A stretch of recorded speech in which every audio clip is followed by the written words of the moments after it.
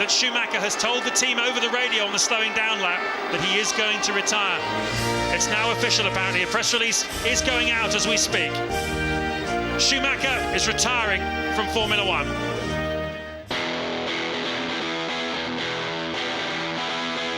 He can't stand for anyone else to win. I think Michael has no bad days.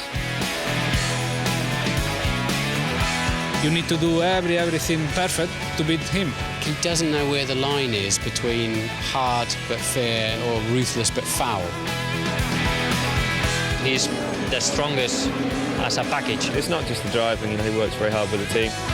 Very, very special individual and a great sportsman and a great athlete. That's what makes a world champion, and I'd be disappointed if he was the other way. Michael Schumacher has retired after 15 years. In that time, he's won 7 championships and become the undisputed king of Formula One. The Brazilian Grand Prix Interlagos, the last race of the 2006 season, and there's a chance Michael could make it 8 titles. Michael has a mountain to climb. The Brazilian Grand Prix of 2006 is underway. He starts 10th. Then a puncture ends his title hopes. You're riding on board with one of the greats, if not the greatest racing driver in the history of Formula One. And he finishes 4th. Michael Schumacher's Formula One career is over. But how will he be remembered? Motor racing hero or villain? What Michael done today was amazing, you know, I mean, I don't understand why the guy stopped. I will miss him definitely a lot. He's been terrific for the sport.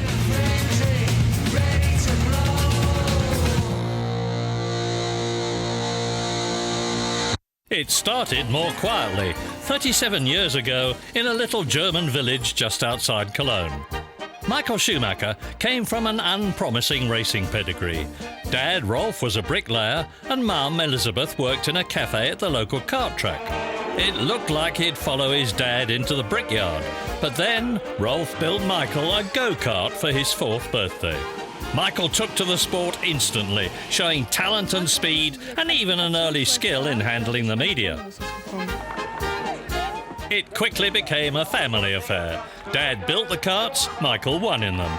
Even Michael's chubby little brother got in on the act. When I really started to do kart races, it was nice when he joined sometimes. I mean, he tried to give some help as much as it was possible. It's always difficult to work together with your brother sometimes. It was at this time Michael spotted another young karter at the World Championships, someone whose skill Michael instantly recognised and respected, Ayrton Senna. By the mid-80s, Michael had won almost everything in karting, and his talent soon demanded a higher rung on the racing ladder. In Formula Ford and Formula Koenig, Michael won a string of victories that lifted him into Formula 3, and his first major success. A hard-fought battle with a young Mika Hakkinen at the Macau Grand Prix of 1989. At the same time, Michael Schumacher also raced sports cars for Mercedes-Benz, and his name began to appear on the Formula One radar, although not always for the right reasons. I was not sure he could make it. He was in there in a team with Frentzen and Wendlinger, and there was no evidence that he was quicker than them. But that didn't stop Eddie Jordan giving Michael his first Formula One drive, the Belgian Grand Prix at Spa in 1991, although for reasons based more on commerce than talent. We needed somebody to pay for the engine bills and the tyre bills. He was about the only one who could do that. He paid, he got in the car. I'd love to claim it was all to do with talent. It's not true. I needed the money, but I did know he was a good quality driver, and the rest is obviously now history. It was Michael's first time in a Formula One car, and he qualified a quite incredible 7th. Unfortunately, the honeymoon was soon over. And Michael Schumacher's Grand Prix has ended on the first lap. The German is out.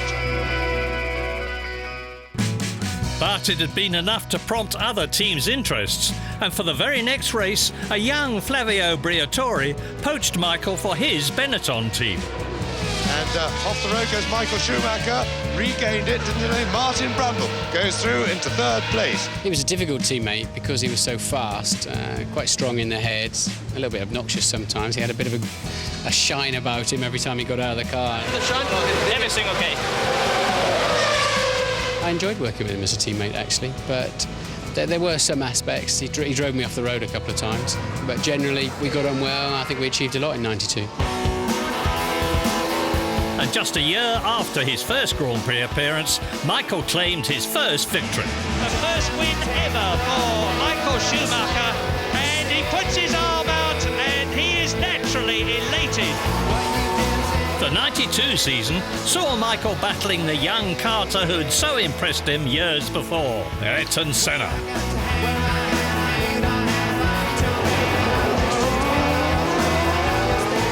Respect grew between the two, even if Senna didn't always like Michael's style, most explosively at the 1992 French Grand Prix. But it was a lasting respect, obvious to see years later when an emotional Schumacher equalled Senna's record of 41 victories.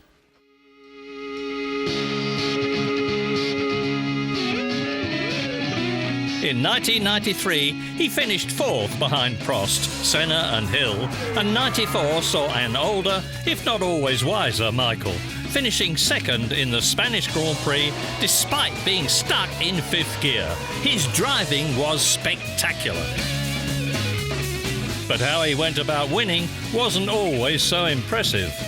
Most famously at that year's title decider, the final race of the season in Adelaide, where Michael was battling Damon Hill for the championship. He is gifted but flawed. Don't like his default where he runs people off the road when he's in trouble. I always felt he was so good, he didn't need to do that, and I think it's damaged what would be probably the most glittering career ever in Formula One. Look, Schumacher's off, Schumacher's lost time, yeah. Hill goes by. Oh, out goes Schumacher.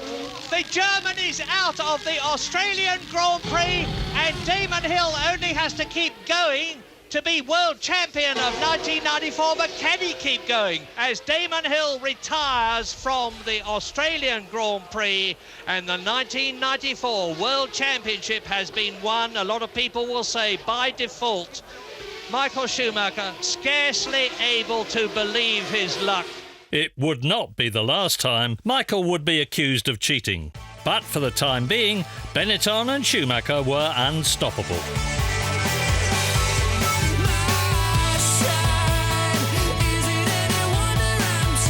The next year saw 9 wins, 11 podiums, and another ballsy battle with Damon Hill for the title. Hill hits Schumacher, they both go off!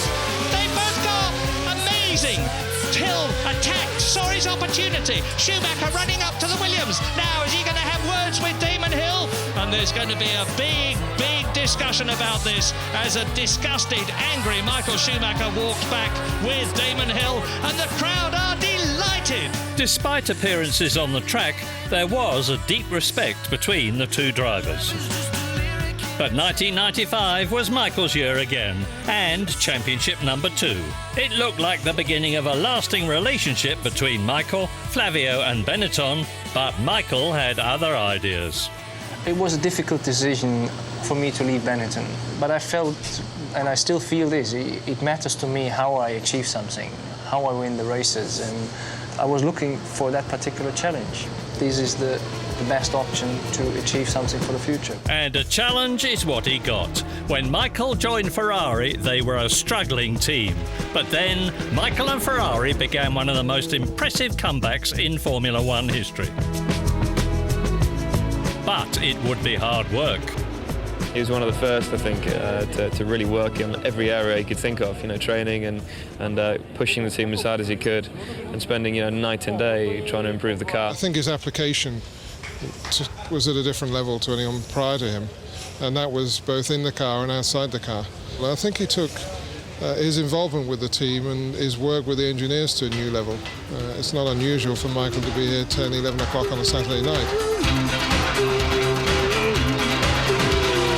There were early successes, an emotional win at Ferrari's home circuit at Monza in '97, and a first win for Ferrari at Monaco since 1981.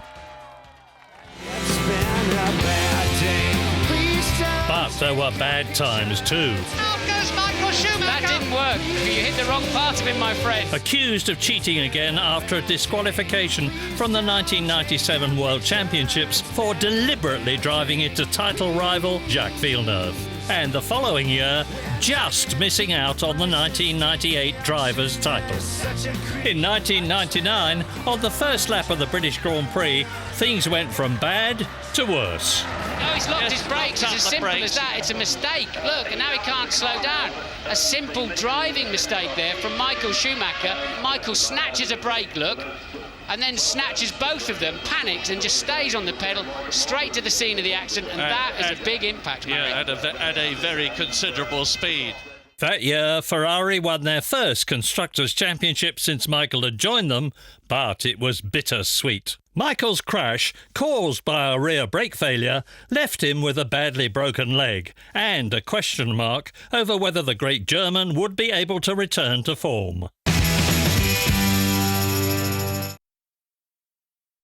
Why can't all good things come without downsides? Like football? Without the amateur dramatics. Great Coke taste, zero sugar. Adidas creates a new generation of deodorants. Action Free. Its active absorbent complex works like a sweatband to absorb perspiration. Action 3, the first absorbent antiperspirant deo spray with its unique technology. Action 3 helps you stay fresh and dry. Action 3, our most advanced sweat control ever from Adidas. You couldn't have done it. Oh, no. Cigarette? No, I'm cutting down. There are some cigarettes all smokers would like to cut out, but only Nicorette gum is clinically proven to help you cut down by more than 50%. And if you do, you'll find it easier to quit altogether. For every cigarette, there's a Nicorette.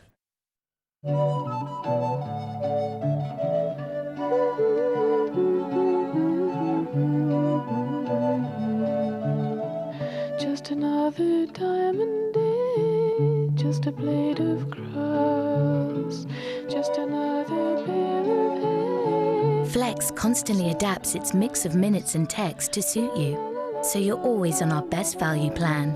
T-Mobile, simply closer. Hello, as this mum will tell you, her baby could turn anything up to 12 times an hour while she sleeps. Every time she turns, her blankets and clothes rub against her. So they need to be cared for properly. Comfort Pure is the #1 selling fabric softener for babies. Aww. It leaves their clothes delicately soft, helping everyone get, a cozy sleep. Comfort Pure, unbeatable softness for you and your baby. Only in this week's Closer, find out how I get curves in all the right places without having to do this every day. Celebs plus real life equals Closer.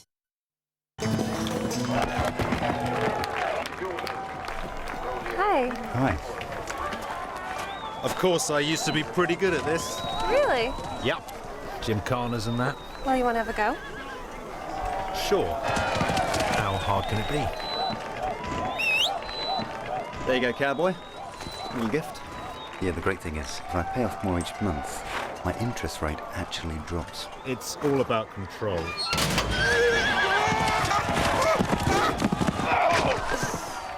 It's all about control. I'll drive, shall I? Take control with FlexiRate from Barclaycard. Save an amazing £8 on our big pack of cod liver oil, now only £4.99. So hurry on down to Holland & Barrett. The £4.99 super sale is now on.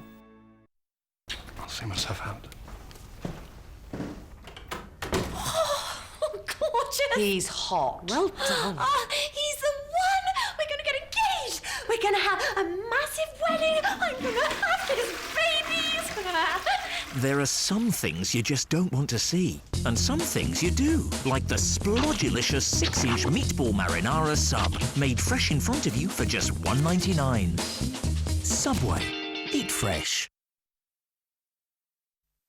Trusting your first impressions. Hi, I'm Simon. Neil. I'm Liz. Can be a dangerous mistake. Bon voyage, Tuesday at 9.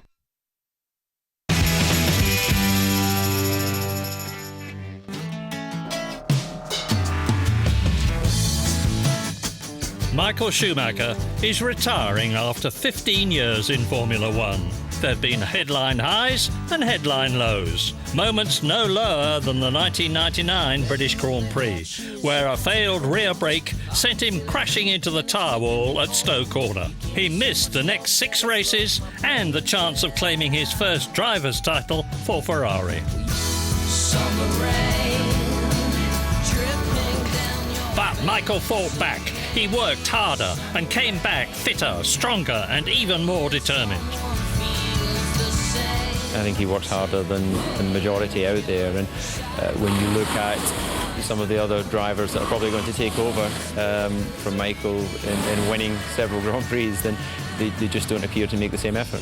To drive one of these cars for a Grand Prix and get out as though you've done nothing, I mean, barely sweating, is exceptional. His level of fitness is incredible. The Ferrari bad times were about to come to an end. Schumacher leads, Häkkinen, Coulthard and Barrichello are side by side as they go. I think he's just 100% complete. The next 5 seasons belonged to Ferrari and to Michael Schumacher. Record after record fell. Michael smashed Senna's record of 41 race wins, Prost's record of 51, then Fangio's 5 championships.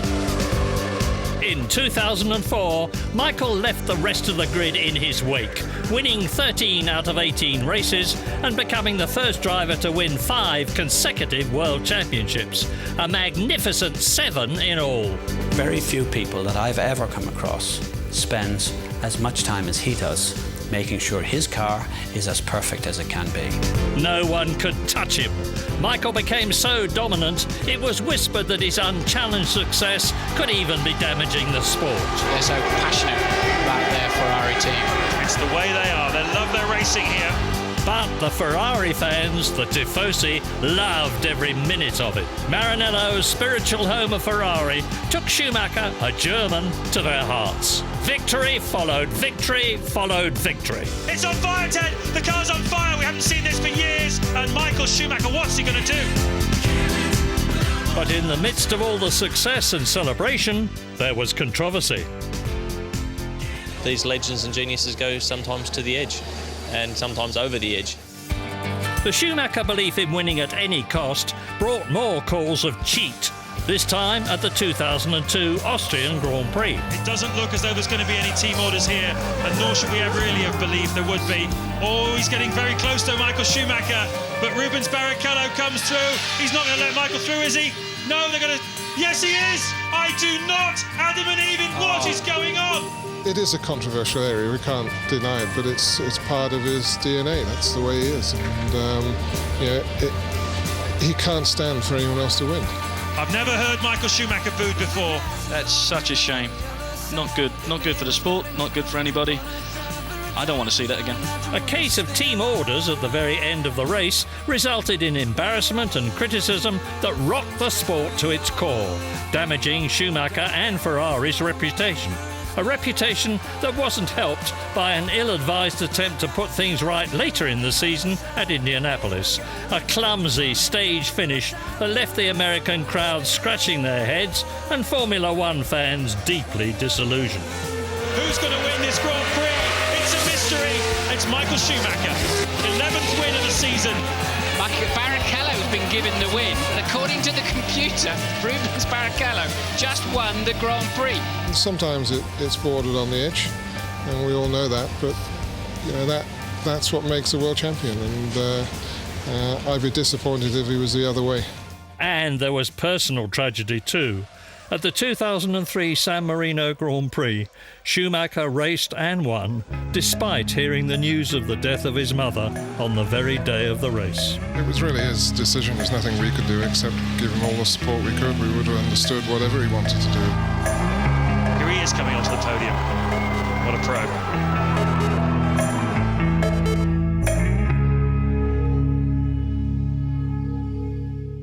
Through all this, the 5 seasons from 2000 to 2004 belonged to Schumacher, but that was all about to change.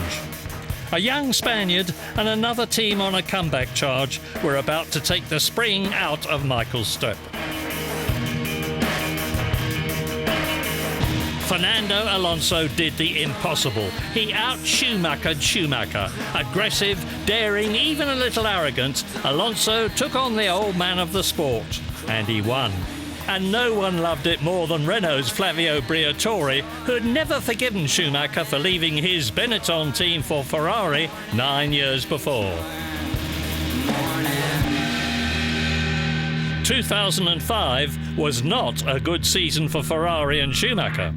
Rule changes hurt their car. Alonso and Renault hurt their invincible reputation, and by the middle of the season, Schumacher admitted title defeat. Michael Schumacher, he is 35 seconds behind on lap 12.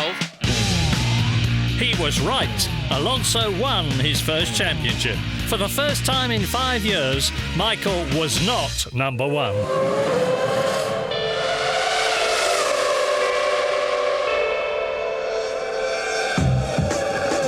The 2006 season didn't look like it was going to be any better for Michael. A massive smash in Australia gave the race to Alonso. A few races later, at the twisty Monaco circuit, where pole position is as good as winning the race, Schumacher did something that left his reputation in tatters. He's made a mistake somewhere in the middle sector of this lap. 1 second. He's made another one at the Rascasse, Martin, straight on. Missed the turn in. Yeah, but that's going to spoil everybody else's lap too. The yellow flags are going to be out, and that's going to keep him pole position. I wouldn't be at all surprised. Everybody's going to have to get out of it with the yellow flags. Alonso's on a flyer too. Here he comes. Alonso's coming up to the zone now. Will he get through the Rascasse zone? He will indeed. He's got through. Alonso might just do it, James. Yeah, out of the final corner. Goes Fernando Alonso. He goes across the line. Is it pole? No, it's not. He misses out. Michael was again called cheat. He was thrown back down the grid, and Alonso went on to win. Cheapest, dirtiest thing that I've ever seen in Formula One. This is the way Ferrari manage, you know.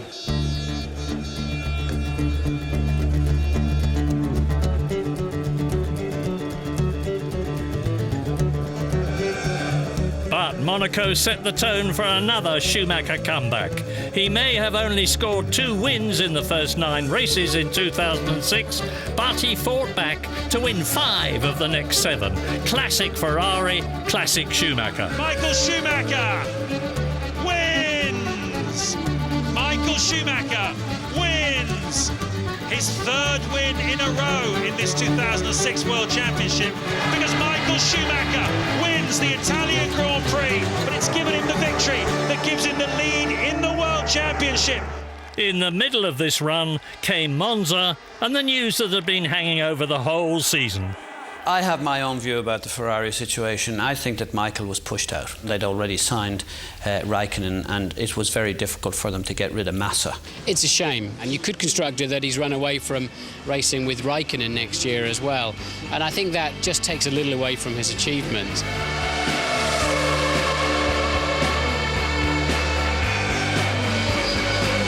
He said, I don't want any distractions. I just want to race on Sunday and then we'll talk. And now we will talk. Jean Todt doesn't know whether to laugh or cry. And just listen to the crowd. There he is.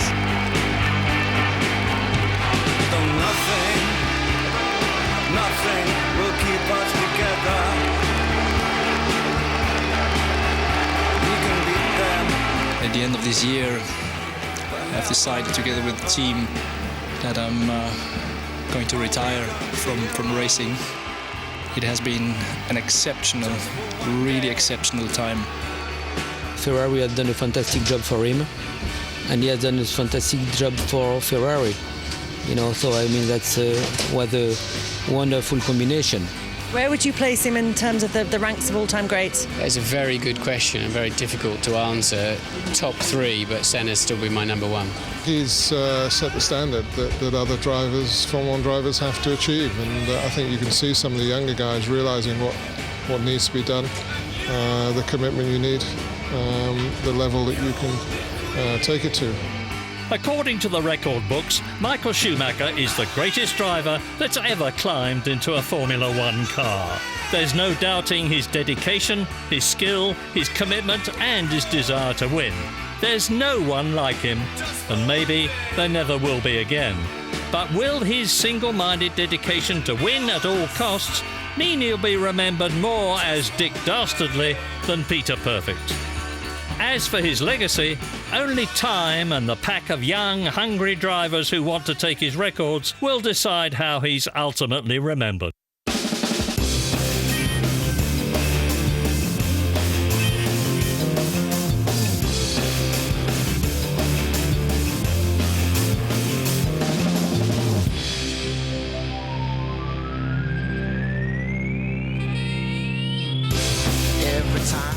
And stay with ITV1 for Tarrant on TV, coming next.